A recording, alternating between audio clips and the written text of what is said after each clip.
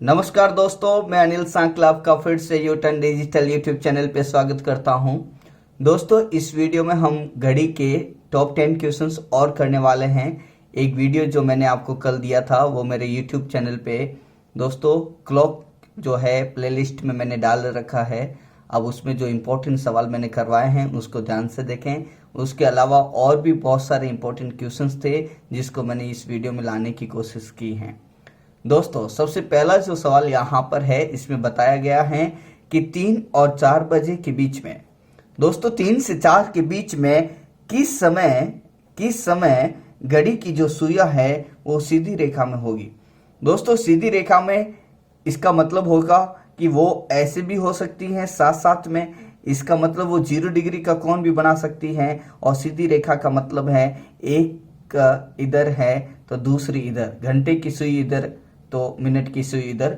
ये सीधी रेखा में इस दो केस में होती हैं। और इस दो केस में दोस्तों ये होता है 0 डिग्री और ये होता है दोनों के बीच में 180 डिग्री का कोण। लेकिन एक साथ नहीं होनी चाहिए। इसका मतलब ऐसा नहीं होना चाहिए। आपको इसमें ऐसा बोला गया है 3 से 4 के बीच में वो कौन सा समय है जिसमें दोनों सुइयां जो हैं एक रेखा में तो होगी लेकिन साथ साथ में नहीं होगी। इसका मतलब दोस्तों आपको 180 डिग्री के बारे में आपको बताना है। दोस्तों, 180 डिग्री का जो फॉर्मूला आपको बता रखा है, इस पूरे टॉपिक को मैंने आपको एक वीडियो में यहाँ पर पढ़ा रखा है जब मैंने ऑनलाइन क्लासेस ली हैं। लेकिन फिर भी मैं आपको बता दूं कि जब 180 डिग्री का यहाँ पर केस बनता है तो वहां पर जो मिनट का फॉर्मूला होता है दोस्तों वो होता है 60/11। और यहाँ पर जो कोष्टक में घंटे के साथ में मतलब h के साथ में +-6 आता है दोस्तों। लेकिन एक बात यहाँ पर ध्यान रखने वाली ये बात थी दोस्तों, जो कि मैंने पहले पढ़ा रखा है कि h की वैल्यू, दोस्तों यदि h की वैल्यू जो है ये 1 से 5 है तो प्लस का साइन इस्तेमाल करना होगा। और h की वैल्यू दोस्तों यदि 6 से 12 तक है तो माइनस का साइन इस्तेमाल करना होगा। दोस्तों 3 से 4 के बीच में पूछा है, इसका मतलब 3 बजकर पूछा है। जब 3 बजकर पूछा तो दोस्तों h की वैल्यू आप यहां पर 3 लेंगे। जब मैंने इस फॉर्मूले में दोस्तों h की वैल्यू 3 रखी तो 60/11 और यहां पर 3 जो है h की 1 से 5 के बीच की वैल्यू है, इसलिए यहां पर प्लस का साइन इस्तेमाल करेंगे दोस्तों जब मैंने इसको सॉल्व किया तो यहां पर 6 + 3 जो है 9 आया। और 9 को जब मैंने 6 से मल्टीपल किया तो 540/11 आया दोस्तों। अब हम 540 में 11 का भाग देंगे और उसके बाद में जो इसका सॉल्यूशन आएगा वो मिनट होगा। 3 से 4 के बीच में पूछा है, इसका मतलब 3 बजकर बताना है तो h की वैल्यू 3 ली तो यहाँ पर मिनट 540/11। सबसे पहले 54 में मैंने 11 का भाग दिया तो यहाँ पर 44 में 4 बार चला गया दोस्तों। एंड 44 में जब भाग चला गया 4 बार तो यहाँ पर 10 बज गया दोस्तों। 54 - 44 देन 10 यहाँ पर 0 यहाँ पर तो 100 मतलब 100 हो गया। एंड 100 में 11 का भाग 9 बार 99 में चला जाएगा दोस्तों। रिमाइंडर यहाँ पर 1 बचेगा। 100 में 9 बार यहाँ पर 11 का तो 99 में चला गया, 1 बच गया दोस्तों। जो बचा है उसको हम ऊपर लिखेंगे और जिसका भाग दे रहे हैं उसको नीचे लिखेंगे दोस्तों। इसका मतलब जो मिनट आया है वो 49:111 आया दोस्तों। इसका मतलब आंसर जो होगा वो 3:49 से 1/11 मिनट पर दोनों सुइयां जो हैं ये सीधी रेखा में होगी लेकिन एक साथ नहीं होगी। इसका मतलब दोनों जो है 180 डिग्री का कोण बनाएगी। तो दोस्तों पहले का जो आंसर हुआ है वो सी विकल्प बिल्कुल सही हुआ है। अब देखते हैं दोस्तों क्वेश्चन नंबर 2। दोस्तों क्वेश्चन नंबर 2 में लिखा है कि 1 और 2 बजे के बीच में किस समय घड़ी की दोनों सुइयां विपरीत दिशा में होगी। दोस्तों अभी जो पहला सवाल हमने किया था कि दोनों सुइयां जो हैं सीधी रेखा में होगी लेकिन एक साथ नहीं होगी, उसका दूसरा नाम होता है विपरीत दिशा में। इसका मतलब एक सुई यदि इस दिशा में है तो दूसरी मिनट वाली सुई इस दिशा में। तो दोस्तों ये होता है विपरीत वाला केस। और इस केस में जो एंगल बनता है ये 180 डिग्री का कोण बनता है। और 180 में जो मिनट का फॉर्मूला दोस्तों अभी मैंने बताया वो होगा 60/11 h +-6। दोस्तों h की जो वैल्यू है ये 1 से 5 होगी तो प्लस का साइन इस्तेमाल करना। और यदि 6 से लगा के 12 तक कुछ भी हो तो माइनस का साइन इस्तेमाल करना। ये मैंने पूरा आपको एक्सप्लेन कर रखा है कि प्लस और माइनस क्यों करते हैं। तो दोस्तों यहां पर 1 से 2 के बीच में पूछा है, इसका मतलब 1 बजकर बताना होगा, 2 बजकर बता देंगे तो वो 2 से 3 के बीच में हो जाएगा। आपको दोस्तों 1 से 2 के बीच में बताना है, इसलिए आप h की वैल्यू जो है 1 लेंगे। दोस्तों इस फॉर्मूले में जब आप h की वैल्यू 1 से 5 मतलब 1 लेंगे तो आप प्लस का साइन इस्तेमाल करेंगे, तो m का मतलब हो गया दोस्तों मिनट यहां पर 60/11 और ये 1 + 6 जो है ये 7 हो जाएगा दोस्तों। जब मैं इसको सॉल्व करूंगा तो 7 को 6 से गुणा करूंगा, यहां पर 42 मतलब 420 हो जाएगा और फिर आपको 11 का भाग देना होगा दोस्तों। आप 42 में 11 का भाग 4 मतलब 44 में जाता है, इसका मतलब आपका 3 बार ही देना पड़ेगा। 11 का भाग 33 में पूरा चला गया, पीछे जो है 9 बच गया दोस्तों। पीछे जब 9 बच गया तो 9 और 0 यहां पर 90 हो गया और 90 में 11 का भाग जो है दोस्तों 8 बार मतलब 88 में जाता है। तो जो शेषफल यहां पर बचा दोस्तों 88 के बाद में 90 में से 2 बचा है, जो बच गया उसको ऊपर लिखेंगे, जिसका भाग दे रहे थे उसका नीचे लिखेंगे। इसका मतलब दोस्तों आपका जो आंसर आया है वो 1 बजकर जो है 38 से 2/11 मिनट आया है और विकल्प में यहां पर आपका डी विकल्प बिल्कुल सही है दोस्तों। तो पहला सवाल और दूसरा सवाल सेम ही था, बस जो लैंग्वेज थी यहां पर लिखी गई थी कि विपरीत दिशा में क्या होगा और वहां पे लिखा था सीधी रेखा में तो है लेकिन साथ साथ में नहीं होना चाहिए। तो दोस्तों आप इस फॉर्मूले को याद रखें और इसको कैसे यूज करना है वो मैंने आपको बता दिया है। दोस्तों अब देखते हैं क्वेश्चन नंबर 3। दोस्तों क्वेश्चन नंबर 3 है, इसमें बताया गया है कि एक घड़ी को आईने के सामने रखा गया है। आईना मतलब यहां पर कांच है दोस्तों, मिरर। तो जब मिरर का कॉन्सेप्ट यहां पर आता है तो यहां पर मिरर इमेज बनेगा मतलब दर्पण प्रतिबिंब बनेगा दोस्तों। लेकिन इसने बोला कि आईने के सामने रखने पर लगता है कि 7:12 हुआ है, तो घड़ी में सही समय क्या हो रहा होगा। दोस्तों सही समय यदि आपको दे दें और यदि आईने का समय पूछें तो आप 23:60 में से घटाते हैं, लेकिन जब आपको आईने का समय देता है और सही समय फिर से पूछ लेता है तो भी 23:60 में से ही घटाते हैं दोस्तों। जब आपको रियल टाइम दे दें, मिरर इमेज टाइम पूछे तो भी 23:60 में से घटाना है, और जब मिरर इमेज टाइम दे दें और वास्तविक समय रियल टाइम पूछे तो भी 23:60 में से ही घटाना होगा। तो दोस्तों 23:60 में से जब मैं यहां पर 7:12 यहां पर घटाऊंगा तो दोस्तों यहां पर 60 है और 60 में से 12 जाएगा तो 48 बचेगा और यहां पर क्वेश्चन मार्क, इसका मतलब आपको 23 में से 7 घटाना है। इसका मतलब इसका जो आंसर होगा उसमें मिनट 48 आएगा, लेकिन यहां पर तो 10 है, 45 है और 50 है। इसका मतलब तीसरे का जो आंसर होगा सी विकल्प होगा। इसका मतलब 23 में से 7 जाएगा दोस्तों, तो यहां पर कितना बचेगा। तो पहले तो आप 3 उड़ा दें दोस्तों, 3 उड़ाओगे तो अब आपको और उड़ाना है, तो यहां पर 16 बचेगा दोस्तों। और 24 घंटे वाली यहां पर जो घड़ी होती हैं उसमें 13 का मतलब हो जाता है फिर से 1 बजना, 14 का मतलब हो जाता है 2 बजना और 15 का मतलब हो जाता 3 बजना, तो ये 16 है। तो दोस्तों ये 4:48 हुए हैं।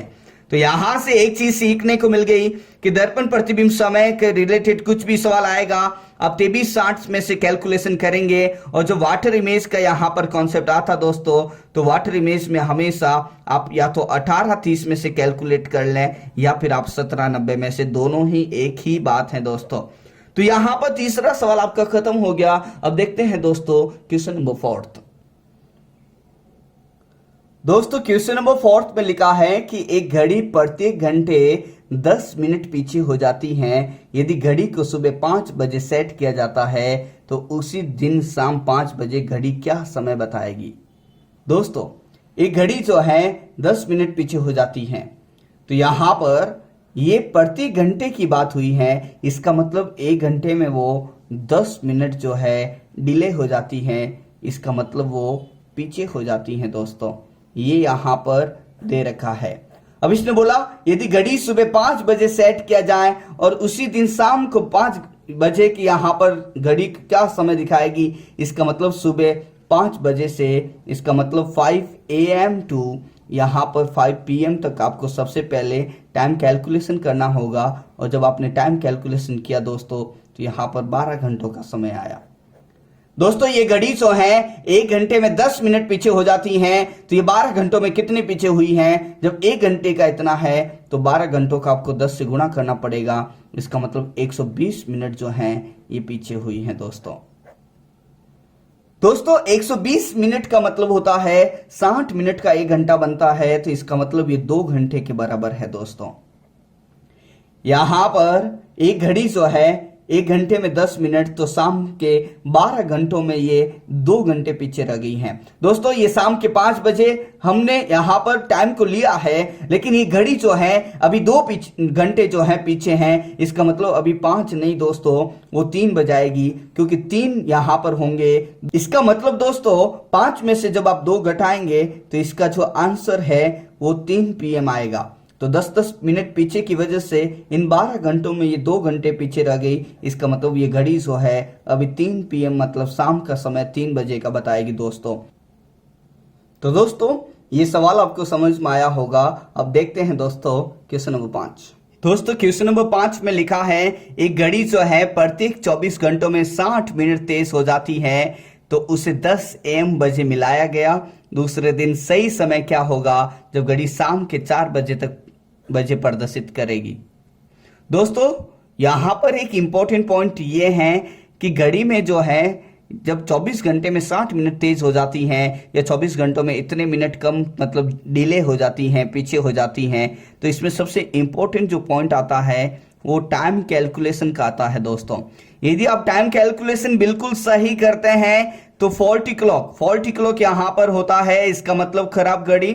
जब 40 क्लॉक के सवाल आते हैं खराब घड़ी के, तो आप उसको बिल्कुल सही कर सकते हैं। दोस्तों टाइम कैलकुलेशन में यहां पर सुबह 10 बजे से दूसरे दिन यहां पर शाम के 4 बजे हैं। इसका मतलब यहां पर 10 AM एंड सेकेंड डे यहां पर बात करनी है 4 PM में। तो 10 बजे से दूसरे दिन 10 बजे तक यहां पर 24 घंटे, और सुबह 10 से शाम के 4 बजे तक 6 घंटे, और इसका मतलब यहां पर 30 घंटों का समय हुआ है। दोस्तों सुबह 10 बजे से दूसरे दिन यहां पर 4 बजे तक जो समय होगा वो 30 घंटों का होगा। लेकिन इस घड़ी में एक प्रॉब्लम यह है कि 24 घंटों में 60 मिनट तेज हो जाती है दोस्तों। इसका मतलब हम इसको ऐसे करेंगे कि 24 घंटों में यदि 60 मिनट यहां पर तेज हो जाती हैं, तो दोस्तों 1 घंटे में ये कितना तेज हो जाती हैं, तो 60/24 मिनट तेज हो जाती हैं। दोस्तों जब 1 घंटे में इतना मिनट तेज हो जाती हैं, तो आपको 30 घंटे का कैलकुलेशन करना है। तो बस आपको इसको 30 से ही गुणा करना होगा, और जब आप इसको 30 से गुणा करोगे तो इतना मिनट आएगा दोस्तों। यहां पर 3 का भाग जाता है, या फिर 6 का भाग दे दो। 6 का भाग 24 में जो दोस्तों 4 बार जाएगा, तो यहां पर हो गया 10 और यहां पे 4। अब 4 का भाग दोस्तों यहां पर दे दो 2, तो इधर 15 आएगा, और इधर करोगे तो यहां पे 5 आएगा। दोस्तों 15 और 5 को गुणा करने से 75 मिनट यहां पर आया है। तो दोस्तों ये 24 घंटों में जो 60 मिनट तेज हो जाती हैं, तो ये जो है टोटल 30 घंटों में 75 मिनट यहां पर तेज हो जाती हैं। इसका मतलब ये कि जब घड़ी तेज हो जाती हैं तो सही समय उसको घटाने पर आता है, और जब घड़ी पीछे रह जाती हैं, डिले हो जाती हैं, तो उसको जोड़ने पे सही समय आता है। तो दोस्तों यहां पर जब 24 घंटों में 60 मिनट तेज हो जाती हैं, तो इतने से लगा के यहां पर 30 घंटों में 75 मिनट यहां पर तेज हो गई। यदि ये प्रॉब्लम नहीं होती, यदि ये समस्या नहीं होती 24 घंटों में 60 मिनट तेज हो जाने की, तो इसका मतलब हो जाता कि यहां पर ये 75 मिनट ज्यादा नहीं आते और ये 4 नहीं बजाती। अब यहां पर 4 बज गए, लेकिन ये 75 मिनट आगे हो गई ज्यादा ला के, तो इसका मतलब आपको 75 कम करना पड़ेगा। तो दोस्तों 4 है यहां पर सब, इसका मतलब आपको पहले 60 मिनट कम करोगे 4 में से। तो दोस्तों 4 में से 60 मिनट कम करोगे तो 3 बचेंगे। अभी 60 ही कम हुए, 75 कम करने थे, तो 15 और कम करने हैं। तो दोस्तों अभी 3 बजे हैं, 15 और कम करोगे तो 2:45 होगा। इसका मतलब 5वें का विकल्प होगा ए। तो दोस्तों आप सबसे पहले टाइम कैलकुलेशन का ध्यान रखें। यदि आपका टाइम कैलकुलेशन बिल्कुल परफेक्ट है, तो इसका सवाल का आंसर भी आपका बहुत अच्छे से आएगा। और ये जो सवाल है इसी पर आधारित आपका जो है 2019 में IAS पेपर में भी आया है दोस्तों। बहुत ही अच्छा सवाल, बहुत ही आसान सवाल।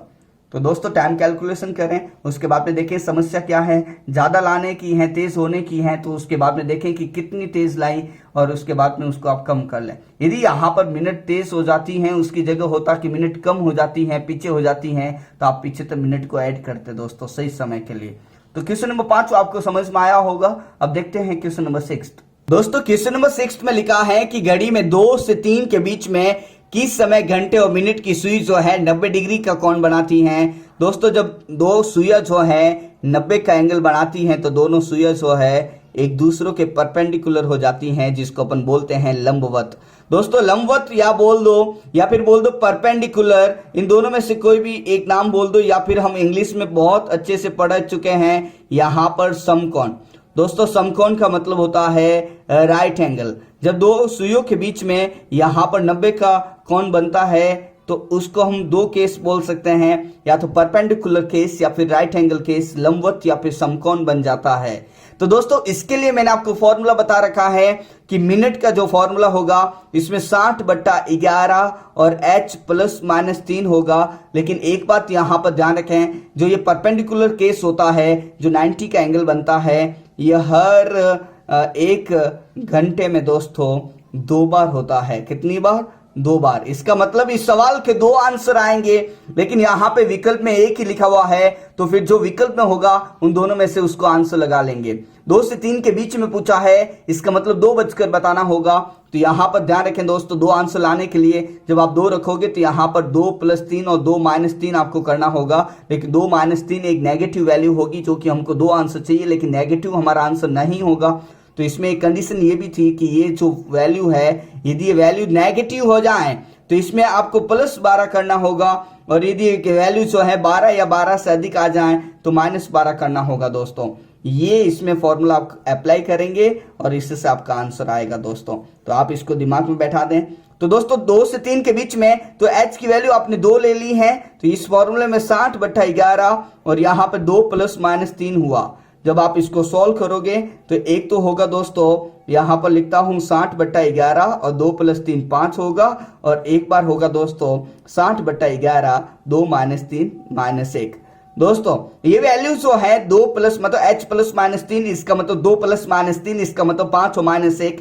ये वैल्यू यदि नेगेटिव है तो +12 करेंगे, और 12 या 12 से अधिक हैं तो दोस्तों -12 करेंगे। ये 5 ना नेगेटिव है ना 12 से अधिक हैं, तो ये यहाँ पे सही है, और ये वैल्यू जो है नेगेटिव है, तो इसी में दोस्तों आपको +12 करना होगा।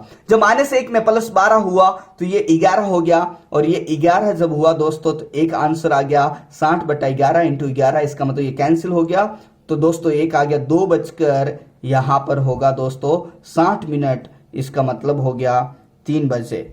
और यहाँ पर जब आप इसको सॉल्व करेंगे तो 6 और 5 को गुणा करोगे तो 300/11 मिनट आएगा, और यहाँ पर 11 का भाग यहाँ पर 2 मतलब 22 में चला जाएगा, और यहाँ पर 8 बचेगा, 8 और 0 80 हो जाएगा। दोस्तों 11 का भाग जो है 80 में दोगे तो यहाँ पे 7 बार 77 में चले जाएगा, और 77 में जाने के बाद जो बचेगा वो 3 बचेगा। दोस्तों जो बच गया उसको ऊपर लिखेंगे, जो यहाँ पर भाग दे रहे थे उसको नीचे लिखेंगे, तो ये मिनट आ गया। तो इसका जो आंसर है वो एक तो 3 बजे दोनों सुइयां यहां पर ऐसे परपेंडिकुलर होती हैं, और दोस्तों 3 बजे ऐसा होता भी है, और एक होगा दोस्तों 2:27 से 3/11 मिनट, जिसमें 90 का एंगल बनेगा। तो ऑप्शंस में दोनों हो तो दोनों को लगाएं, यदि एक है तो इनमें से कोई भी एक आंसर लिखा होगा। तो दोस्तों आपने जब विकल्प को देखा तो आपका आंसर मिल गया 2:27 से 3/11, इसका मतलब इसमें जो आंसर होगा छठे का बी विकल्प होगा दोस्तों। तो यहाँ पे 90 का जो फॉर्मूला है इसमें h +-3 होगा, 180 का जो फॉर्मूला था इसमें दोस्तों h +-6 था, और 0 डिग्री जो फॉर्मूला था उसमें h के साथ कुछ भी नहीं था दोस्तों। तो आप थोड़ा सा इसको बारीकी से दिमाग में सेट कर लें। अब देखते हैं दोस्तों क्वेश्चन नंबर 7। दोस्तों क्वेश्चन नंबर 7 पे लिखा है कि एक घड़ी में 1:30 बज रहे हैं, इसका मतलब डैड यहाँ पर बज रहा है। तो सबसे पहले मैं यहाँ पर घड़ी बना लेता हूँ दोस्तों, और ये मालूम है कि ये 12 होता है, यहाँ पर ये समय अलग अलग है, तो मैंने यहाँ पर समय को भी यहाँ पर सेट कर लिया है दोस्तों।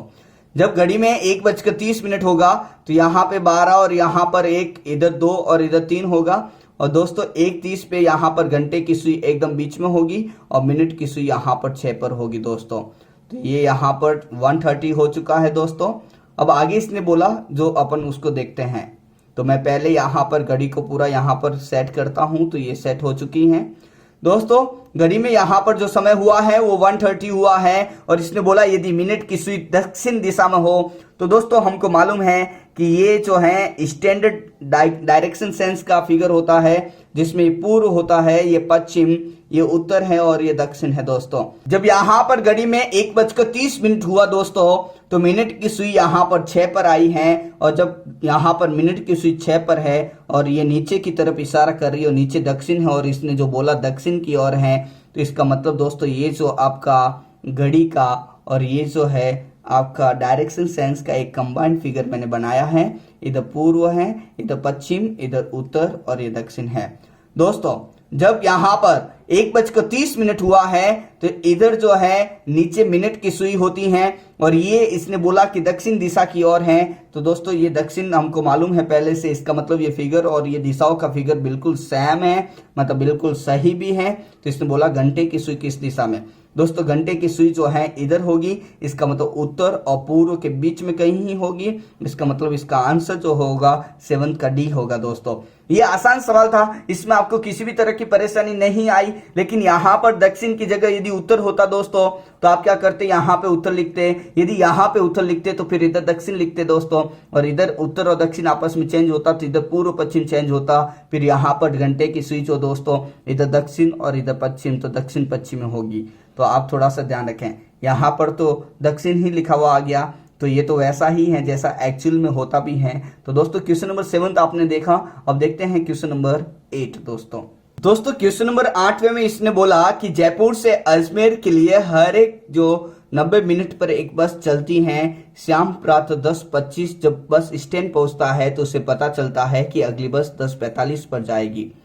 दोस्तों यहाँ पर सबसे इंपॉर्टेंट पॉइंट कि प्रत्येक बस 90 मिनट पर चलती है। इसका मतलब यहाँ पर जो अगली बस 10:45 पर आएगी, इसका मतलब इससे पहले जो बस आई वो 90 मिनट पहले आई, ये तो कंफर्म है। लेकिन यहाँ पर बोला कि श्याम जो है प्रातः 10:25 पर यहाँ पर श्याम पहुंचा है और बस जो आएगी वो 10:45 प्रातः बस आने का समय है। इसका मतलब इसके बीच में जो अंतर हुआ है वो 20 मिनट का हुआ है दोस्तों। 10:25 फिर 10:30 तो 5 वो और 45 दिन 15 वो। इसका मतलब 10:25 यहाँ पर शाम पहुंचा है, लेकिन बस आएगी 10:45 पे। इसका मतलब 20 मिनट के समय के बाद में यहाँ पर शाम को बस मिलेगी। पहली बात तो ये समझ में आ चुकी होगी दोस्तों। शाम को जो बस मिलेगी वो यहाँ पर 20 मिनट बाद में मिलेगी, लेकिन प्रत्येक बस जो है 90 मिनट के अंतराल में आती है। तो दोस्तों मैं आपको बता दूं कि ये टोटल 90 है यहाँ पे जो बस थी और इस बस में। तो दोस्तों 90 में से 20 मिनट ये दिए माइनस कर दूं तो यहाँ पे 70 मिनट पड़े हैं। इसका मतलब दोस्तों श्याम जब आया तो उसके 20 मिनट बाद में दूसरी बस आएगी और उसके 70 मिनट पहले एक बस जा चुकी है। तो यहाँ पर इसने बोला कि पिछली बस कितनी देर पहले गई थी, तो दोस्तों 70 मिनट पहले गई हैं। यदि आपको समय चाहिए तो मैं आपको बता दूं कि 10:25 है, इसके पीछे यदि आप 70 मिनट पीछे जाएंगे तो 10:25 में से आपको पहले 25 घटाने पड़ेंगे, उसके बाद में दोस्तों 45 मिनट और घटाने पड़ेंगे। इसका मतलब 9:15 पे वो बस गई थी, ये आप थोड़ा सा ध्यान रखें।